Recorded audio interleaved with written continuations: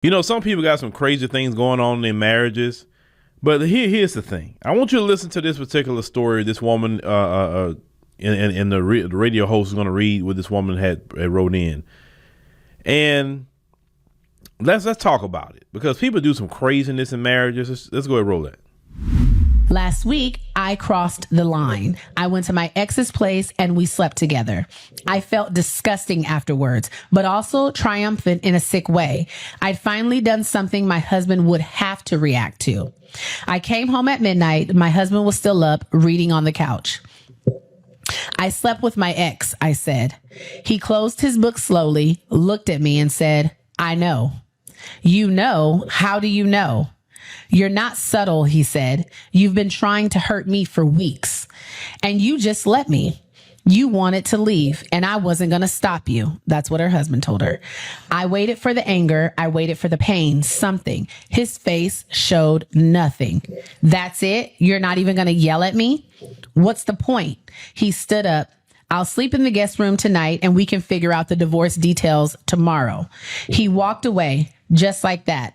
I'd blown up our marriage expecting fireworks and got a quiet exit instead. 2 days later, my best friend stopped returning my calls. We'd been close for 6 years. She knew everything about my marriage problems. I'd cried to her about my husband dozens of times. When she finally texted back, she said that she needed space and wouldn't explain why.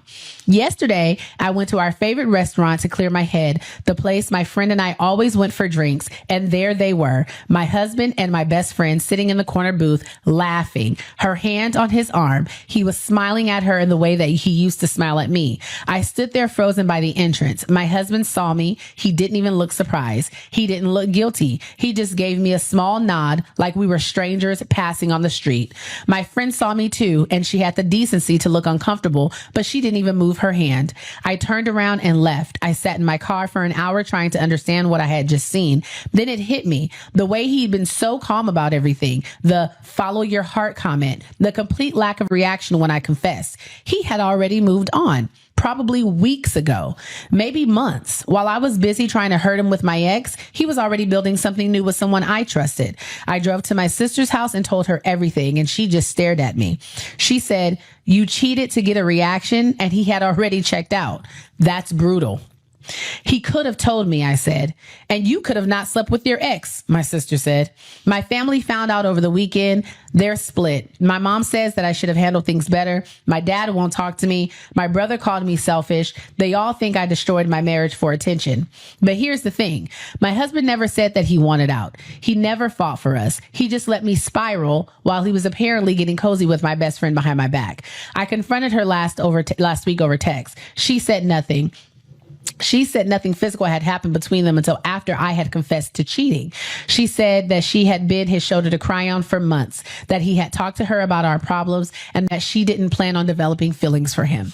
My husband won't answer my calls. His lawyer has sent over divorce papers this morning. My best friend blocked me on everything. My ex stopped replying after I told him that I had made a mistake. And I'm sitting here in my sister's spare room realizing that I'm the villain in everyone's story. I cheated first. I threw away my marriage, testing my husband, but he gave up on us and started something new with my best friend while we were still married. Everyone keeps saying that what he did came after, but it doesn't feel that way. So am I really the only one in the wrong here? Yeah, you are. You play stupid games, get stupid prizes. Here's the thing for me. Why are you still in communication with your ex in the first place? Why did you not delete his number out your phone? Because most people don't remember people's number. They don't these days. They'll save it in your contacts. Even me, I got a lot of numbers in my phone, but the numbers I remember, the main number I remember is my wife's number. Just be honest with y'all. I know that one verbatim. Everybody else, I really don't memorize it because it's just as a contact in my phone. Just be honest with you. So if she deleted him out of her phone, 9 times out of 10, she won't remember it. But why being married having your ex in your phone? That's first and foremost.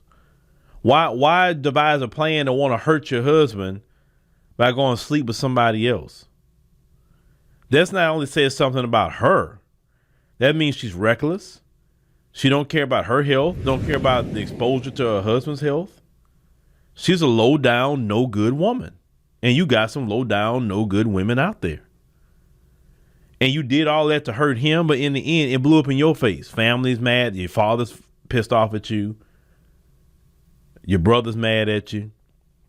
Everybody looking at you like a homewrecker. You looked at as some sort of 304, basically. And then the man, and now he has the upper hand.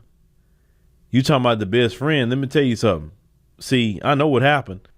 That best friend of yours that you had, she seen your husband, and you was telling her all the little get back you was going to do to him, and she felt bad for him. And what she was doing is say, hey, look, can I talk to you for a minute? You're like, yeah, what's up? And you're like, look, you're a good guy. You've always been a good guy for years. You've never done anything wrong. She's never said you cheated. She's never said you just work. You do this, you do that. But look, just because I've been knowing you all these years, and you're not a bad guy, okay? You're not a bad guy at all. But what she's trying to do to you is bad, and I just want to tell you. You're like, what you mean? And then she probably showed the text message what she was saying about the ex, her plot to sleep with, the ex and all that. She was telling the best friend, and the best friend was going right back tell him. You understand what I'm saying? And he probably like, so when she come to him and said, oh, I slept with my ex, it's like, yeah, I know. Because you know why? Because she told her. And she told him.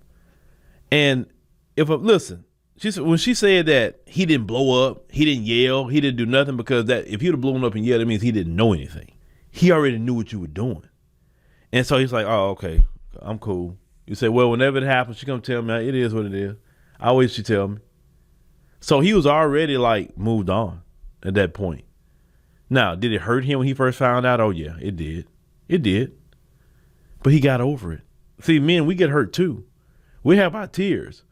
But once our tears dry, we're done. We're done with okay. Do what you want to do.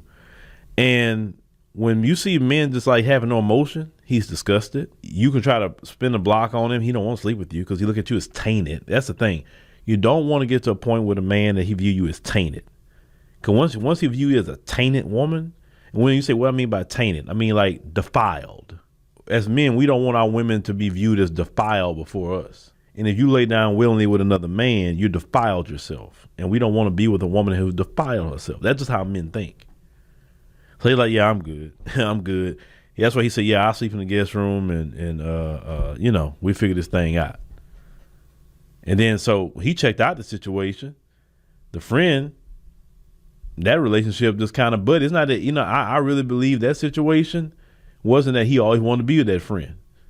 Is that I guess that's the one he emotionally latched to because of the situation. Now, some people may say, oh, he would file for that. I'm like, well, I don't know how to feel about that situation, because if the friend would have never probably told him, because you know how women can lie. They're very good at it. He probably would have never knew until she came out and told him, and then it probably been a crazy crash out. You know what I'm saying? And that's what she wanted. She wanted him to crash out. She wanted him to and throw things and want to fight. She wanted a reaction out of him. Well, she got a good reaction out of him. Now she lost her husband. Family can't stand her behind. I think that was ended very well.